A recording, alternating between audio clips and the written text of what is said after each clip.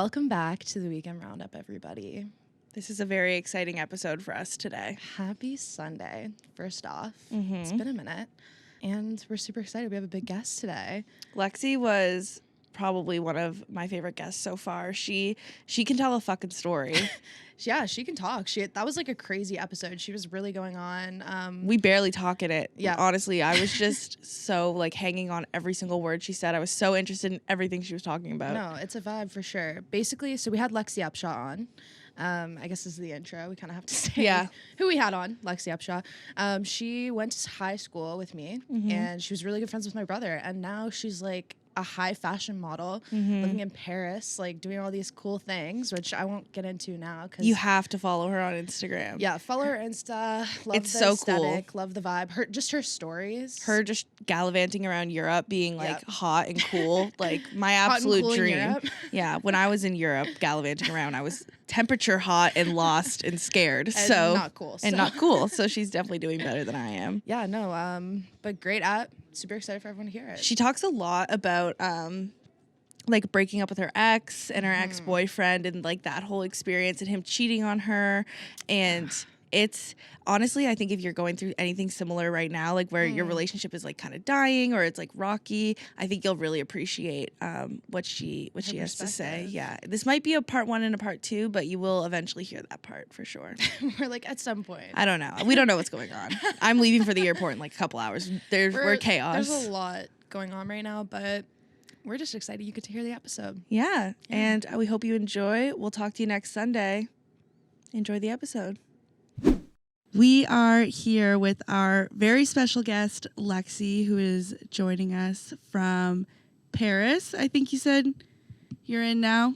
Yeah, currently in Paris. Hey guys, thank you so much for having me. I'm super excited. Thank you so much for coming on. We're so excited. Yeah, seriously. I'm literally like, so Lexi's one of my brother's really good friends from high school, and I've always been like obsessed with Lexi. Like I wanted to be Lexi when I grew up, so now I'm just like so excited. She's on our show.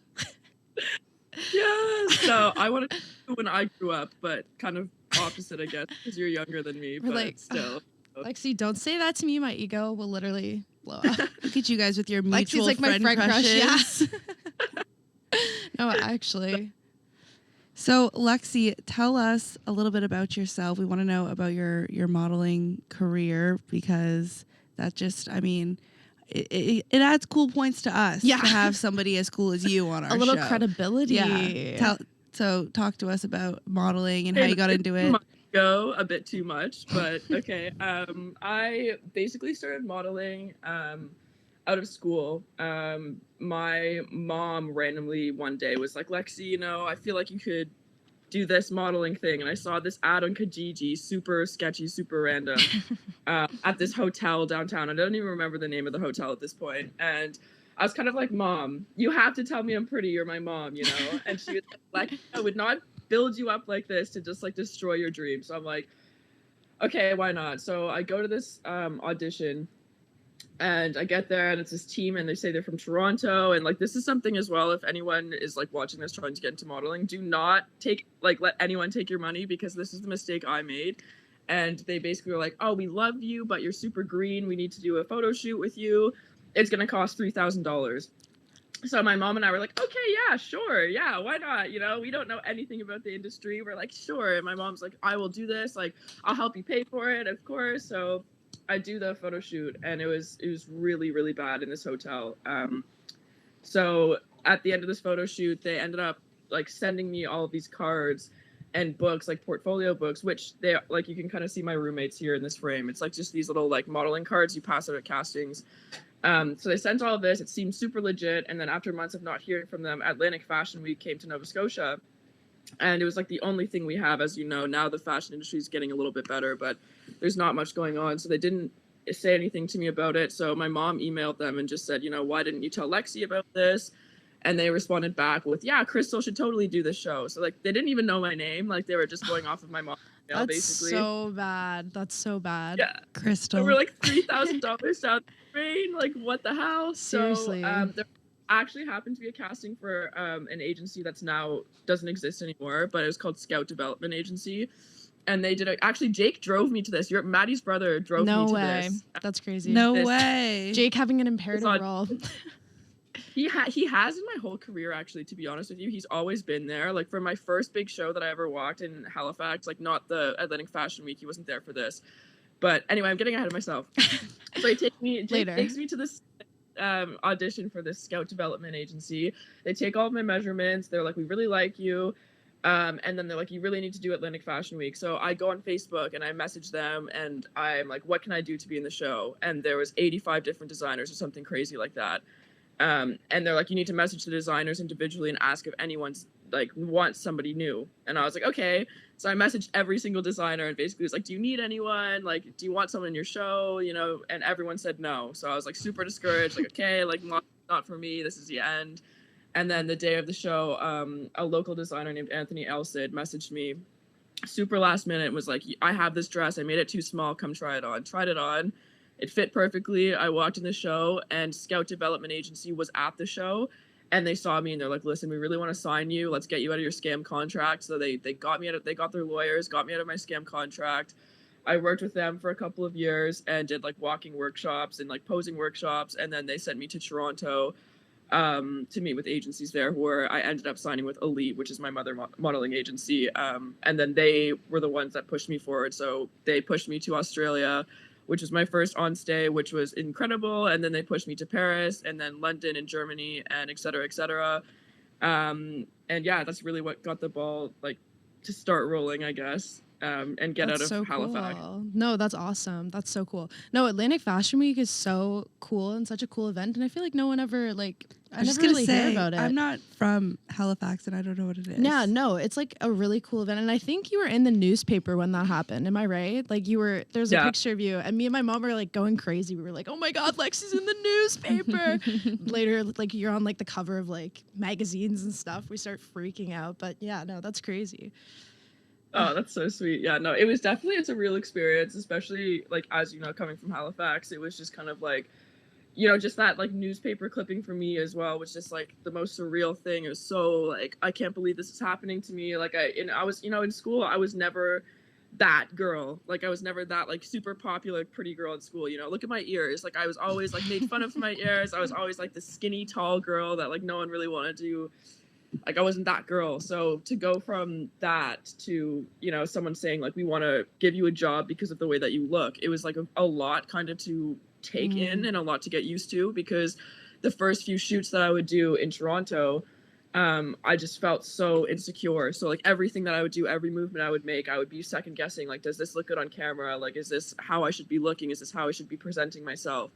And eventually like this kind of wall gets broken down where you have to have this. Not a lot of models still have a hard time with this, I think, but you have to just realize, you know, the team is gonna try to make you look the best as you possibly can, and you need to be able to move and get into it a little bit more. So when I went to Australia for the first time, that was my first big kind of like away from home trip, obviously, and I went there for about 3 months. And it was like a crazy experience, you know, like Nova Scotia girl, a Canadian girl getting taken out of her environment, going to Australia, seeing like some like huge spiders and like massive snakes and everything. Like they are definitely over there. Like the rumors are true. So not everywhere, but if you're gonna go to Australia anytime soon, definitely prepare yourself for that. No, I'm horrified. Yeah, I'm actually really scared of Australia because it feels like every single time I go on Facebook, those weird Facebook videos, you know, the ones that you can scroll for hours, come up and it's like top 5 deadliest Australian animals. Like I can't vibe like that. I'm too anxious to always think that something's gonna try to kill me. It's gonna poison you. I do love Australia though. I love some Australian hunks, so I guess I could excuse it, but I could deal with that. How was that traveling out there, like for Australia for modeling? What were you out there for? So basically the way that it works in the industry is an agency will usually take you on stay somewhere. So they contacted my mother agent in Elite Toronto, so they handle all of my bookings. So they contacted Elite Toronto and just said, we want Lexi for on stay for a few months, you know. So they advanced my accommodation, and they advanced all of them, like my portfolio book and my cards and everything. I have to pay for the flight out of pocket, which sometimes some agencies will cover that for you. But as it was my first time, I think they were a bit, you know, apprehensive to put everything into me. which is totally understandable as well because I'm a shorter model. I'm 5'7.5", so I'm one of the shortest in a lot of my agencies, and it's kind of difficult. The agent, anyway. Sorry, I'm rambling. But anyways, I'm I love hearing about Please it. Yeah. keep going. So I go to Australia, and they actually put me with another model for my agency in Toronto just to make me feel a little bit more comfortable. I think for the two of us, it was our first time traveling. So the experience was I flew from Halifax to Montreal to Vancouver, and then Vancouver to Australia. The flight, I believe, was like 17 and a half hours from Vancouver to Australia. So super intense. I land in Australia, and a couple of people from they have like the little sign, you know, it says Alexis on it. I'm like, ooh, I have the sign at the airport. This is super cool. Like fangirling over it a little bit. My agency's there, and they're like, we have a car for you, and like it seems super like crazy, like a movie or something. Like I get into this like really nice like car they have, like I open the door, they have some super expensive water, and they're like, we're gonna drive you to your hotel, blah blah blah, and they're like walking me through what's gonna happen. And at the time I felt so special. I felt like a celebrity. I'm like, wow, this is great. Come the end of my trip in Australia, I look at my statement that I get, which is like your model report, and they've put this car on my statement and the champagne and the water, and I had to pay for it, and it was like $400, and I'm like, what the? Like, oh my god! So one of the things in the industry, like they really will. I'm not trying to get myself in trouble here, but they really do have these kind of small loopholes to like try to like suck a little bit more out of you. So, you know, I love my agency there. Like my agent in Australia, absolutely lovely. But it was definitely something I would have preferred seeing or knowing before I got this fancy car, because I would have happily gotten myself an Uber. So that was pretty intense. The weather was great. And there's definitely a lot of creepy crawlies. My roommate in Australia was really scared of spiders. So one day she calls me up to her room. We had this like kind of townhouse, and she lived on the top. And so she had like a spider that was like this big in her room, you know, like just, it wasn't huge, but some of the poisonous ones aren't big. That's the problem with Australia. You don't really know scary what's gonna come out, and you know, you don't know what's poisonous and what's not. So I went up to her room, I get the spider, I didn't kill it, I like put it in the dustpan and put it out the window, like feeling really proud of myself. And she kind of has this lofted ceiling as you're leaving the room. So I'm like, oh, you know, like the spider's gone, you can come upstairs now, man. And I turned around to kind of go back downstairs, and like right in like the ceiling, like which is like this close to my face at this point, is a huntsman spider, like a big, like, oh my God, I would literally the size of your head, like cat. And I kind of was like, actually, man, don't come upstairs yet. And I just didn't know how to deal with it. So I really didn't want to kill it. Like, I'm not this kind of person. But when it's a huntsman spider looking you in the eye, like, you kind of have to do. So I had to spray it. And I sprayed it with this bug stuff. And it jumped out. And I'm, like, trying to kill it. And I had to, like, cut off its legs. It was, anyway. So, otherwise, Australia was good. Yeah. So how's Paris though? Like, so, or after Australia, where did you go? So after Australia, which Australia was lovely. I met like a lot of really cool people and stuff like that. But it wasn't my market, I don't think. It was very kind of like tall, like big boobs, which I don't have, and like beachy, and like this kind of like swimsuit look that I didn't really, that I think that I can do it sometimes, but not all the time. And I think it was a lot. So I worked enough to have money when I was leaving Australia, but it was also in Australian dollars. So by the time that you make all these jobs up and you pay off of the things you owe your agency, I was leaving with like a, you know, some money, but not anything crazy. So I went home briefly. I was in a relationship at the time with this horrible guy, let me add. Absolutely horrible.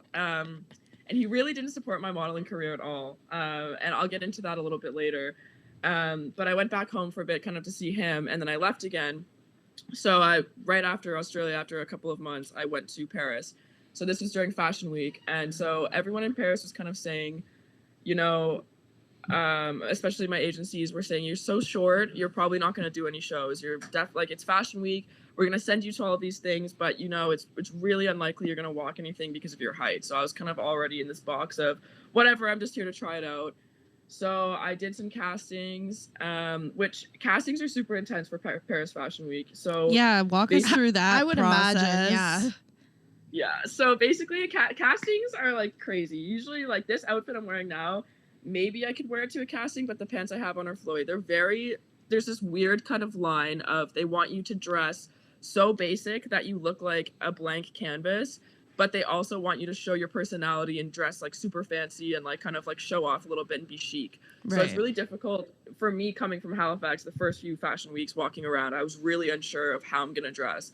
East Coast lifestyle sweater and garage leggings and just kind of hope someone picks you up. Yeah.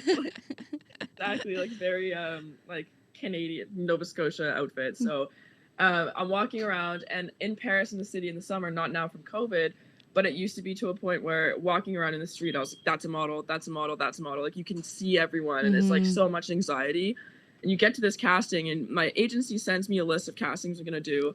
And really, it's like 14 different places in the city that I've never been to. I have no idea in Paris. So I'm like, okay, 14 different addresses. This one is starting at 9 a.m. and it goes till 2 a.m. or 2 p.m. And then there's another one that's like from 1 p.m. to 2 p.m. And there's one from 11 to 1. And then they're all kind of within the same time frame, and you can go within this few hours. Some of them are right on the dot, like 3:30 exactly. You have to be at this one place. So it's kind of intense, and you really have to have like a strong will to survive. That sounds so dramatic, but with modeling, it's really like you have to be able to be in a completely different city and like rely on your phone and your like kind of your own intuition, I guess, when you're getting around places, because even when they're sending you an address and it says like the code, the like addresses in Paris, it's not like in Halifax. You're not going to drive up to a house and it's one house on a hill. It's like a big apartment building with different codes and different like doors and floors, and so it's a lot to manage. And once you get to a casting, it was like this before. It's like sometimes like 100 models or more, like 200 models, and it's like 200 of the most beautiful people you have ever seen in your entire life, and they're like in the nicest outfits you've ever seen, and I'm just standing there like I've just jumped out of the smallest pond and I am like in the fucking ocean right now, you know, like this is terrifying. Like there's fair. Anyway, so you go up and you basically have the comp cards like I was talking about before. You have your comp card, sometimes a book, not usually for Fashion Week, but why not? And you go in, and it depends. Sometimes it's, 5 people sitting at a table. Sometimes a designer, the casting director, a stylist, like just a team of people from the brand. And they'll say, "Hi, what's your name?" "Lexi, I'm from Canada." "How tall are you?" "I'm 5'7", or I'm 171.5. They use that system here. And then they give you the comp card, or you give them your comp card, and you walk, and you do your model walk. You come back, and they either say like "thank you" and like just barely look at you, or they'll say, "Oh, thank you, can I get a picture?" So you really never know what someone's looking for, what if they really like you or not. I've had multiple different brands be like, "Oh my god, I love you, you're perfect for the show, you're perfect for the campaign, we're gonna book you," and then you never hear from them again. So it's very nerve-wracking, and you don't get confirmation for a show until usually like the day before a show or something like that, or even the night before, like at like midnight. You'll be walking at 8 a.m. So you're constantly checking your email, like, did I get something? And you're usually living in a model apartment as well with a bunch of other models, and then they're getting the confirmation on their phone, like, "Oh my god, I did this show. Oh my god, I got this show." And you're kind of sitting there waiting, like, did I get something? Did I book something? So luckily, I think the first show that I did was a brand called Yeeties. If I'm pronouncing this properly, I think I'm gonna get bashed for this. Some people say it's 80s, I say it's Yeeties. My roommate's looking at me right now. How do you pronounce it? I think 80s. She thinks 80s. I don't know. Anyway, I'll send you the link for this brand. Okay. Check it out. It's super, super cool. So I walked for them, and I really didn't understand like the magnitude of this show. I think that I assumed because of my height, I had no idea about brands when I first got to Paris, other than like Gap and like Gucci, like the very known brand. So I'm like, okay. So I'm sitting backstage, and they have a performer doing the music for the show, actually. And I'm sitting there kind of thinking to myself, this is interesting music. Like, okay, super interesting. I've never heard this kind of music before. Super random. So I'm like, okay. So then the performer comes backstage, and we're sitting there, and he's got his makeup all done like a mime, and he looks super kind of like awkward, and he's like out of place. And I'm like, you know what? Like, I'm going to talk to this guy. Like, he seems like super uncomfortable. So I went up to him, like, after having my hair and makeup done. And I'm like, "Hey, how are you? Like, what do you do?"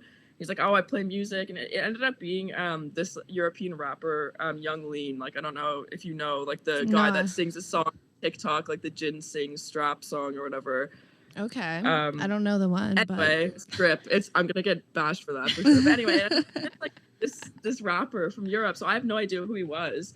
And it was just interesting to like have a conversation like this with someone who's super humble, like really like talking about everything. And I think it maybe was because I was like, "Who are you? Why are you in Paris?" So I put my foot in my mouth at the guy already, like I always do.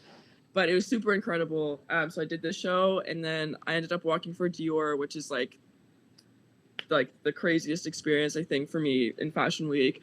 And then did a few shows afterwards, and yeah, so I proved to myself that I could walk, and it was like super cool experience. And yeah, the Dior show was definitely something else. I was gonna say, tell us about the Dior show. Let's hear it. Dior. So how many shows had you done before you got, I guess, in contact with Dior? Did they reach out to you? So this was kind of a fluke, I think, to be honest with you, because Dior, in my opinion, well, with every casting, you can always randomly just book a really good show, or you have to have a good relationship with the designer or the casting director. And I did a couple of showrooms, but there's basically like A class shows, B class, C class, I would say. And I did a couple of things that were B class, like showrooms, like small, amazing brands, smaller brands. But just like very Parisian kind of like boutique brands and stuff.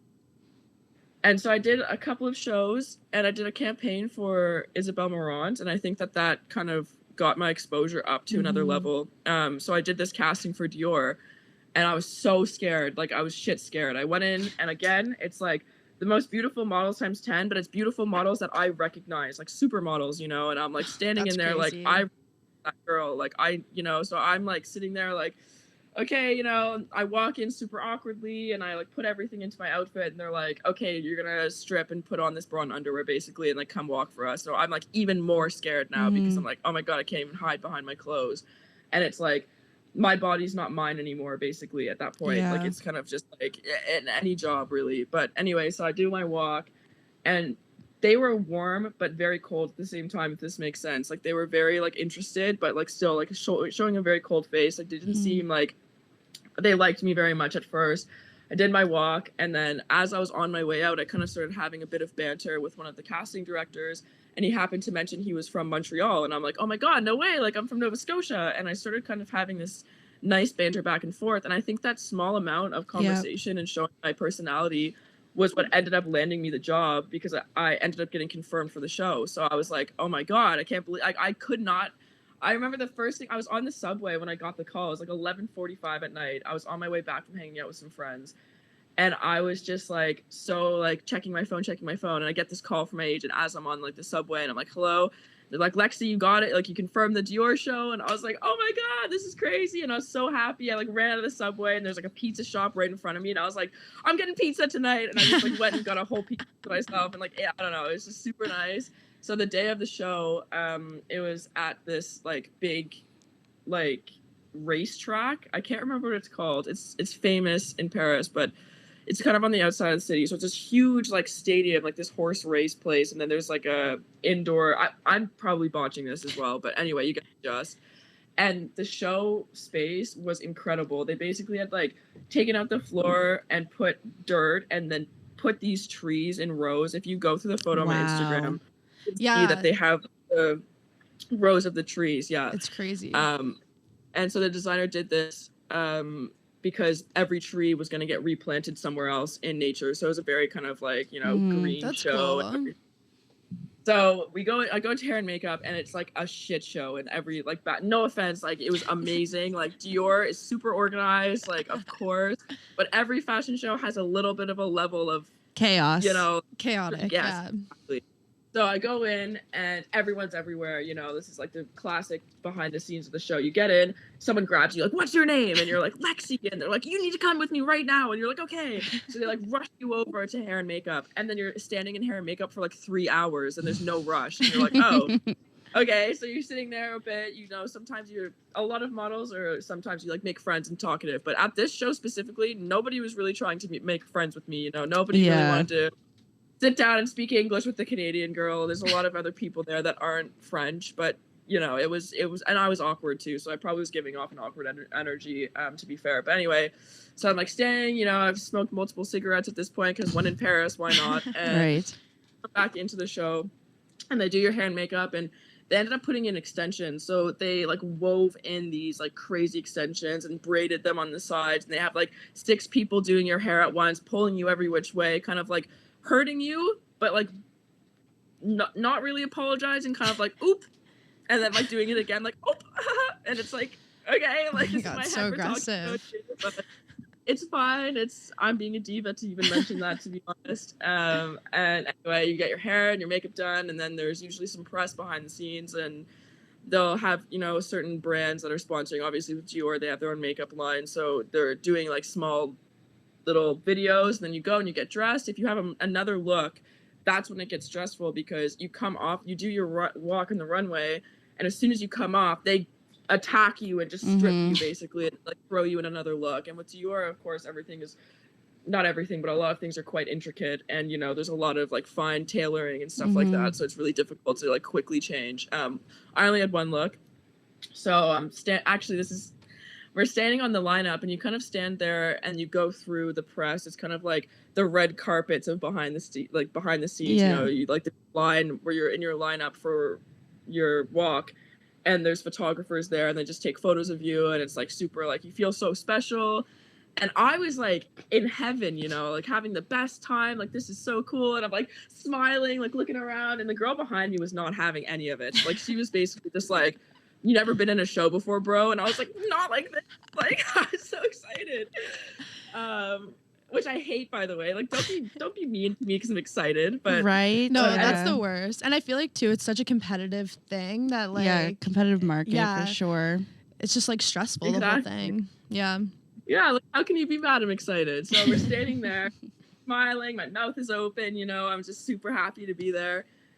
And this girl starts walking up behind somebody, like a bunch of photographers are surrounding this woman, and I'm like, who's this girl? Like, she must be somebody.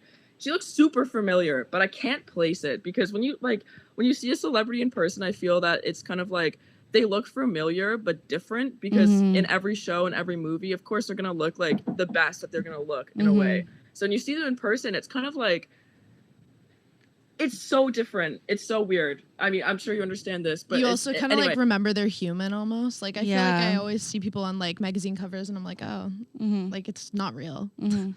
Yeah, exactly. So I'm like staring at this girl, like, who is this? I know who she is. She looks so familiar. I'm like really staring at her, like, you know, and the person behind me is watching me stare at her and everything like this. And she gets closer, and I'm like, oh my God, it's Jennifer Lawrence. Like, that's who that is. Like, oh my God, so different in person.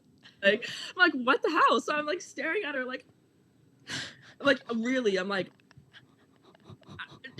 Jennifer Lawrence, man. And I'm staring at her like this, and she's coming up to me at this point, like walking by, and she sees that I'm physically staring at her with my mouth like open, like jaw on the floor, like, oh my God, this is Jennifer Lawrence, you know? Sorry.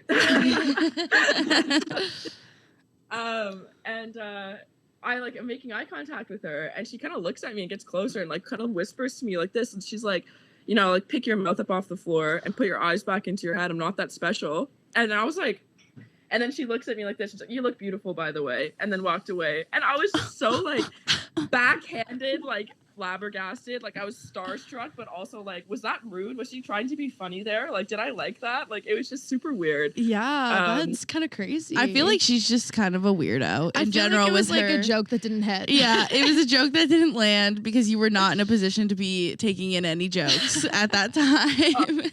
Exactly. Like I was just like, what? Like, okay. And then afterward, actually, Anna Wintour, which also like I'm so starstruck to see Holy her. shit. Yeah, seriously. Came up afterward, and she was like touching my clothes and was smiling at me, and I'm like, that's how you handle yourself. Like, there we go. But that's insane. Anyway, so how do you keep your fucking cool together when Anna Wintour is like touching your clothes? Like, it's kind of like a shock thing. Like it's kind of like a fight or flight. God, I couldn't breathe right. I'm like, what if I breathe wrong? And, like thing comes out of my nose or something. So I was kind of just like, did she have the glasses on? No, but she looked fabulous as full always. Face, so a full face exposure. What I would do. No, that's insane. So beautiful. It was crazy. So, and we get to you're basically, there's a monitor here. So when you're standing in line, they come, and there's someone that has their hand on their back like this, so that you're waiting for your time to go. And there's a monitor here, so you can see what the last model is doing. on the screen. And then they just like, it's like 3, 2, and the music's kind of intense, and it's like your adrenaline's going. You're like, oh my god, I have to walk in front. And the front row of the shows are usually all kind of like celebrities and influencers. Tap your back, they're like, go, and you're like, okay, like, oh my god, I'm gonna go. So then you start going, and it's like the scariest fucking feeling ever, but it's the best feeling ever. Like it's the coolest, most like adrenaline, like pumping feeling. You walk out and you're like, oh my god, everyone's looking at me, and then you're like, oh my god, everyone's looking at me. Like, you know? So you walk out and it's like crazy, and then you're making eye contact with like, oh my god, that's Victoria Beckham, and you're like walking like, holy shit, this is this person, and you're like, oh my god, like don't mess up. And this runway is kind of hard to explain, but it's a square like this basically. And so the front, you come down like this, and there's rows of trees this way. So you come down, and then you have to turn this way, and then turn here, and then halfway go this way and come up and then go back this way, and not the row you came, but the row beside. And there's no markers because it's just trees. So like you just have to know from rehearsal that that's the way you go. Right. At the end, on the way back, the girl that was coming behind or in front of me went the wrong way. So like you're supposed to go right or left at the end. So if the person in front of you goes right, you go left. Like that was the plan basically. So the person in front of her had gone right. So then she had gone right. So I was supposed to go right, and that was the rehearsal. So I'm like, what do I? And I had to think quickly, like, should I switch it up and go left now that she's gone right, or should I still go right so that the rest of the lineup isn't like messed up because of me? So you kind of have to think quickly. And really, I think I had so much stress and like adrenaline at the time. I can't actually recall what I ended up doing. I think I went left. I think I just said, no, I'm going to do this way and go this way. I think I would do left too. Yeah, right? Like, yeah. Because then it'll fall back into order after that like next person goes. Hopefully. That on decision. That's stressful. On the moment, like decision right before you walk out makes me want to puke. This is game not time the same decision. It's not the same thing, but it's reminding me of before I would go on the mat to cheer. And it's like the music is playing and you're like, holy fuck, I'm going to throw up. And then you get out there and you're like, everyone's looking at me. Everyone's looking at me. Like, yeah, it's kind of a bit of a rush, But when you're doing all these insane shows, like you said, like they're like pulling you this way, that way, and it's probably one of the most physically demanding jobs out there. 100%. Because like you said, it's like you're working insane hours on your body. You're getting like hair, makeup, lights, you're like everything. How do you take care of yourself? I've always wondered that because and I know probably a lot of other people are. I am fully and utterly obsessed with the Vogue, like skincare, get ready with me and all that. And I love watching them see like how they take care of themselves because, acting and modeling and everything is so physically demanding. How do you like take care of yourself when you have like probably one of the hardest jobs on yourself? Mentally and physically. So good question. I'm still looking for the answer. Yeah, I'm sure. So far, it's kind of it's all about balance, of course, and not too much of anything. So I feel that, like I mentioned when I first started and I was younger, it did take a huge toll on my mental health. So just like this is gonna go into it, but like I mentioned, I was dating a really bad guy when I went to Paris. So we were together actually after the Dior show, and I remember I was finally like feeling like, oh my god, like I'm a model, like I'm doing it, I believe it, because the beginning of my career I was kind of like, what do these people see in me? Why am I here? Like I'm not a model, this is not fit me, like I'm not this girl, I'm not this feminine like girl that can pose and all of this. So I finally, after doing that show, felt like I don't know, like it just, I felt satisfied with myself. I felt like proud, and I was like, you know what, maybe this is the right job for me.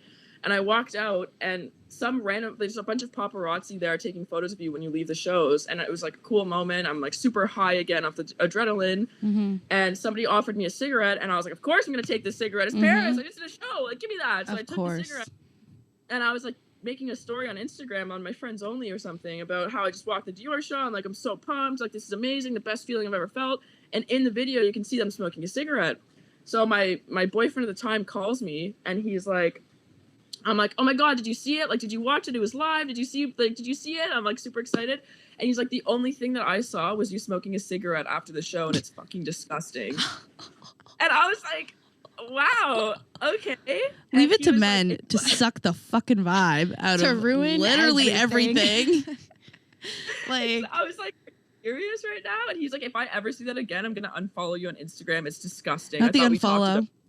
Not the unfollow. I was like, you know what? Let's just break up. I'll do you one better. Never talk to me again. That's it. We're done. You know, like this is my moment. Sucked out the happiness. Like, you know, like I'm done. So, but anyway, looping this back in, I feel a lot of the time at the beginning, again, it was just like so much of everyone else's opinion mattering more than my own. And there's a lot of jobs, for example, you can't see my hair down right now, but my hair is like kind of like a fringe. It's curly, so it's like difficult to style sometimes. And some makeup artists and hairstylists don't know how to style curly hair, which is totally fine and understandable. If you grow up with pin straight hair, not gonna know how to deal with curly hair sometimes, you know. And there's multiple times where I've been on a shoot where they haven't diffused my bangs properly or let them dry, so they end up being too long because they're curly. And then I'll get on set and the client is super unhappy. Like the person that with the brand will be like, no, her hair looks bad, and the hairstylist will start stressing out like, what can I do to fix your bangs? And I'm like, if you had just asked me at the beginning. So then I end up having to get it cut, and this has happened multiple times on set where they're like, we're just gonna ask this. So I'm like, okay. So they'll trim it, but my hair is curly, so it's already curly. It's like down to here, which is the perfect medium. But if it's not styled properly, it's like here. So then they cut it, and it bounces up to like here. And it looks like Lord Farquaad mixed with Coconut Head from the Classified School Survival Guide. And it's not a cute look. So this has like really destroyed my self-confidence a lot of times, because even if I'm assertive on set and I say, please do this, or please, you know, make sure, like, people really don't listen. And it's kind of made me feel insignificant in a way. So I think that with the skincare and the hair, like, that's a completely different thing with taking care of yourself. Like, that's like, you know, it's very important for me to wash my face like every morning and every night. Of course I slack. I'm human, so sometimes I will forget. Like the other day I forgot to wash my face, and you can't see, but I started getting a pimple. So it's, you know, it's being human with the skincare routine, and like being a little bit more extensive, of course, with the makeup. If I have a really heavy makeup look at work, I'm definitely going to make sure to run home and wash my face, and maybe do a face mask like a couple of times a week to try to like make sure that everything stays like quite hydrated. And I've been using this product. It's called Origins of Beauty. It's like this little blue bottle, and it's a spot corrector. And if you put it on the night that you're feeling a pimple, it dries it out perfectly. So I really recommend it for anyone that has problems with like little blemishes, because it's been like a saving grace for me. And also Laneige sleeping mask. It's like a little blue tub at nighttime. Nice. That for moisture is insane. So those are two things that I've been using recently that I would swear by at this point. Super good for your skin. Anyways, and then with hair, doing hair masks is super important, and getting it cut regularly, of course. But with the mental health, like, that is definitely the most intense thing for everyone that I've spoken with in modeling industry. Actually, it's like it's very challenging with worrying about your skin, worrying about your weight, worrying about what other people think of you, like worrying about aging. Like, I'm at a point now where I'm 24, and I feel that I can probably keep modeling for a while, but I'm at this point where I'm like, you know what, I can't do this forever. I'm getting older. Some models that I meet on set are like 15 years old, and I'm like 10 years age gap at this point, and they can just deliver something that I can't. So it's like, it's a lot of head games, and I find that I'm a very introverted person, actually. So I get my energy and my, you know, myself back when I spend a lot of time alone. So the way that I can manage myself is having somewhere that I feel at home and I feel very comfortable and safe, and I can be myself and express myself. And my roommate and I have like a super cute situation in Paris. Our place is like really decorated. You can't really see now because like the lights are all turned off, but we have these cute little cloud lights. Okay, and, like, cute. It's super cozy and homey, and that's really the most important thing for me, is to be able to come home and just spend a couple of days by myself and really just like decompress and think about everything that's happened in the past couple of weeks, and just be like, okay, I can breathe, because a lot of the time on set I feel like I can't, and it's a lot.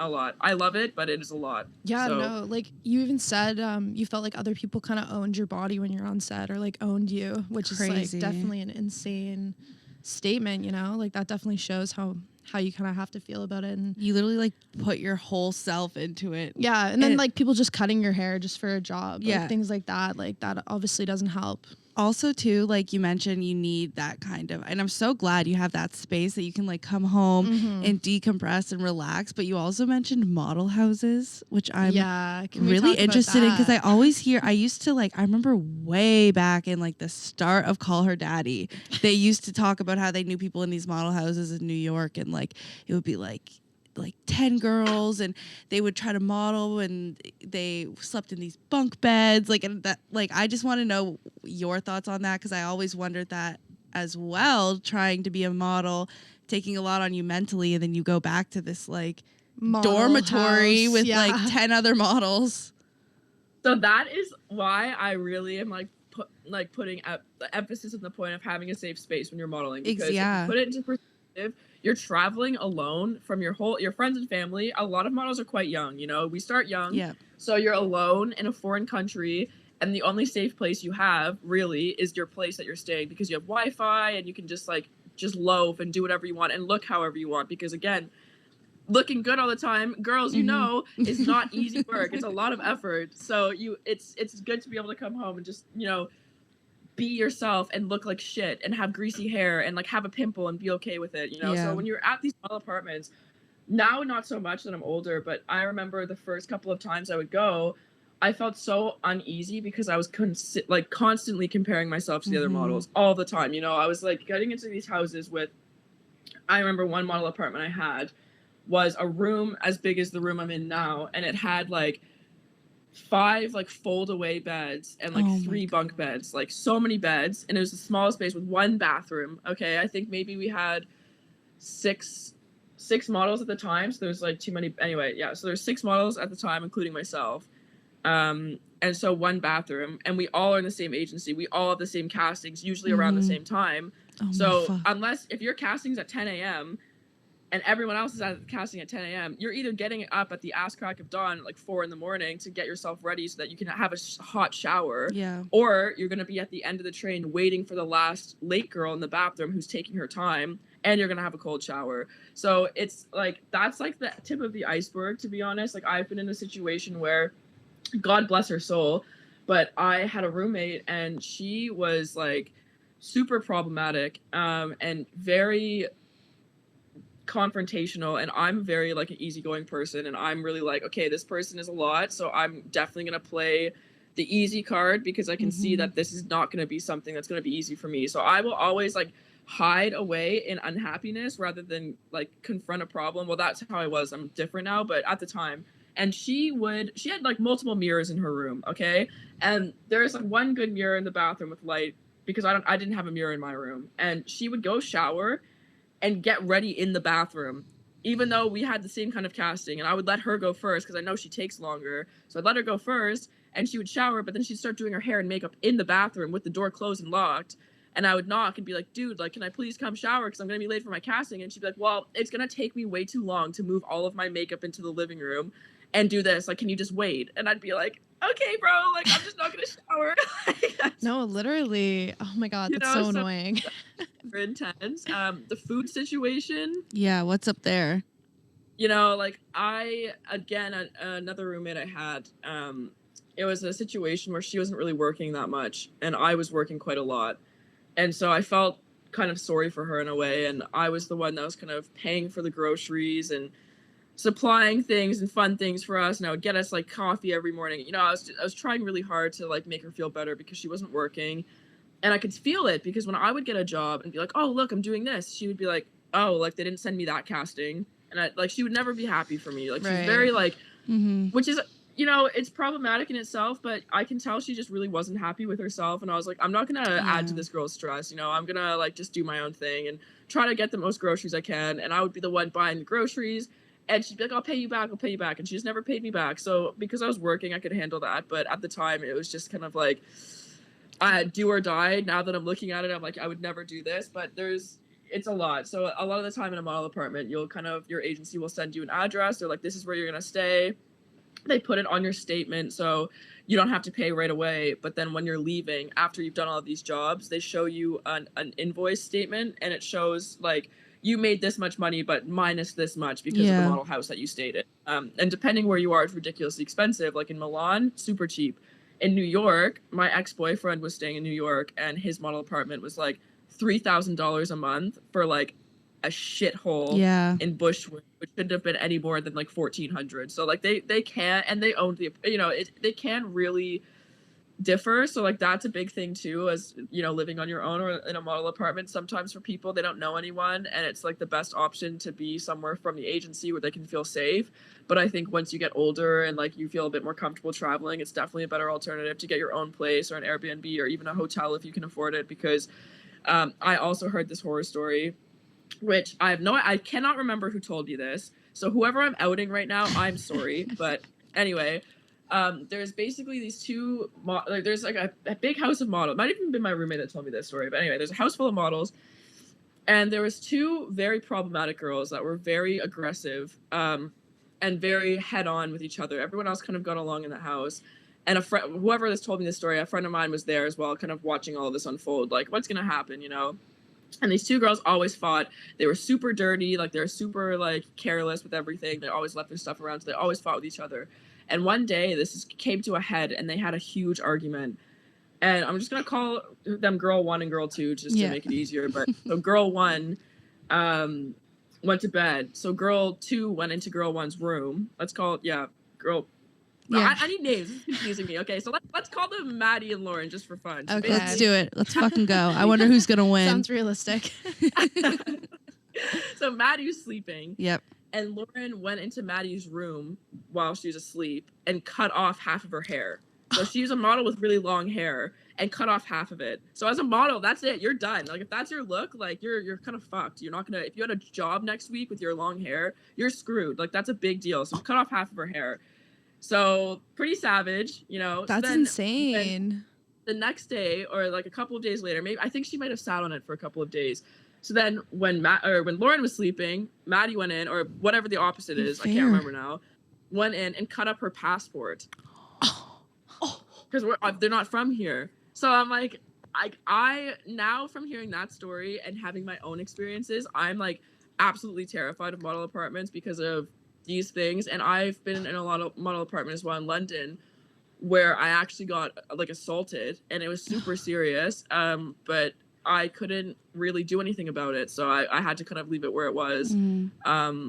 But it's super random, you know, like you never know where you're gonna end up. It's super dangerous. Like this random guy I lived with, he was older. He wasn't a model himself. He was just staying in this like subletted place. It was like an Airbnb that my agency had found for me, which I'm gonna leave out the location just because I don't want to make me feel uncomfortable. But I was staying with this guy. Like I was with like 4 like older guys, which I thought was super weird when I got there. It was like a really sketchy area where I was, and I was like, this is weird. This is a weird situation. But whatever. And I was the only girl, and I'm young, you know, and tiny, and there's like a bunch of older guys. A couple of them didn't even speak English, and I'm like, you know what? We're not going to be friendly roomies, but it's fine. So I always stayed in my room because I just felt uncomfortable. And I had people over sometimes, and like I smoked cigarettes at the time as well. So of course I'm going outside a lot to smoke a cigarette. Like I'm always going in and out, which is probably annoying. But my roommates were also waking up at like 4 a.m. making smoothies and stuff. When you live with roommates, you kind of just live with each other. You get over it. And this guy really didn't like that I was going out for cigarettes all the time and closing the door, opening the door. He really hated it. He was leaving notes around the apartment everywhere, you know, like, put the shower curtain back in the shower after you've had a shower, you know, like just random things he was sticking everywhere, like just super extra. And one day I was super sick, and a friend of mine came over. I wish he was here to like reenact this story with me, but my friend came over, and we're sitting on the bed. He like brought me all this like snacks and stuff and some soup, and he's like trying to make me feel better. And this guy like knocks on my door, and he's like, "You're being so loud." So I'm pissed automatically because I was sick, not in a good mood. I get up at like my feverish state. I get to the door, and I'm like, "What do you want, man? Like, why are you yelling at me? Like, what's going on?" He's like, "You're always so loud. The guy that you bring here is always so loud. Like, you're so loud. Like, going on." I'm like, "Dude, just get some headphones. Like, I'm not even being that loud. Like, I know how to be quiet. Like, my household when I was growing up was a very quiet household. Like, I know how to be quiet and respect roommates. Do not talk to me about this, you know." And I was so mad. I like slammed the door in his face as he was screaming at me because like I can't handle this right now. Slammed the door in his face, And I tried to lock it, and like as I'm trying to lock the door, this guy like kicks the door open, and I was behind the door, so he kicks it open, and it like throws me up against the wall, like really. And then he comes over and like opens the door and like comes at me and like puts his hand around my neck and like throws me up against this wall. And I was kind of like, what's gonna happen now? Like, what the hell? And I was laughing because I was in such shock that I was just laughing, like, what is happening? And my friend's a guy that was there. And he kind of comes over and like pushes us apart, and he was like, dude, what are you doing? Like, are you kidding me? And then the guy laughed and walked away. So I was like, I need to get out of here. So my friend was like, you're not staying here for another second. Like, get your shit. We're going to my house. And I was like, okay. So, and I'm like super sick as well. So I'm like, kind of like, I can't pack. And he's like, let me pack your stuff for you, you know? Like, what a king. He's such a bean. So Number one anyway, friend award. Yeah. Called the police and everything, and the police were kind of like, yeah, we can press charges if you want, but like it might cost you, and like there's no promise that anything's gonna happen, and like all of this. And it just seemed like so much more effort than it was worth, so I just dropped it because I just couldn't, like, I told them the story, very bothered by it, so I was like, you know what, I'm gonna leave. And in the end, the Airbnb owner that owned the Airbnb, I told them the whole situation, ended up charging me for the door being broken. Are you kidding me? It's not funny. That's what? Why didn't they charge the other guy? Clearly, he was staying there longer than me, so I guess like he had like some sort of like relationship or pull with her or something. That's crazy. I'm so sorry that happened to you. That seriously. sounds horrible. And it really goes to show like the absolute lack of structure kind of in the modeling industry. Like everyone's very fight for yourself, it seems. And so competitive. That it's like dangerous. Hustle, grind as fuck. Like I'm sure you guys are just constantly out there grinding, trying to get like a point or bookings and everything. Like I can imagine it's a 24/7 job, which relatable. Our job doesn't turn off either. So yeah.